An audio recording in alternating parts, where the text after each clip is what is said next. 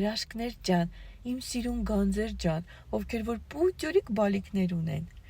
Ես էլ եմ երեխա մեծացրել, 2 երեխա էլ ես եմ մեծացրել եւ իրանց բնական եմ կերակրել։ Եվ գիտեք ինչ էի անում։ Պատրաստում էի անիսոնով ջուր։ Եռման ջուրը լցնում էի մի քանի հատիկ անիսոնի վրա, 6-7 հատիկ։ Եվ այդ ջուրիկը օրվա ընթացքում քթալիկով արծաթից խմացնում էի իմ ձագուկներին։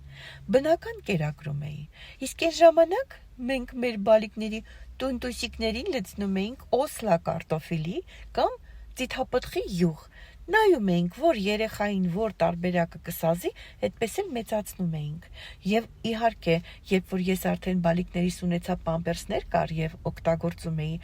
այնպես որ ամենալավ տարբերակը սա է։ Հիմա ինչեր են մոգոնել։ Ամեն ինչ մոգոնել են, որպեսզի բալիկները ալերգիա ունենան, խնդիրներ ունենան, հիվանդ լինեն, որ անընդհատ բուժվեն։ Մտածեք իմ ասածների վրա։ Ես էլ միգուցե լավ խորհուրդներ եմ տալիս ձեզ։ Փորձեք։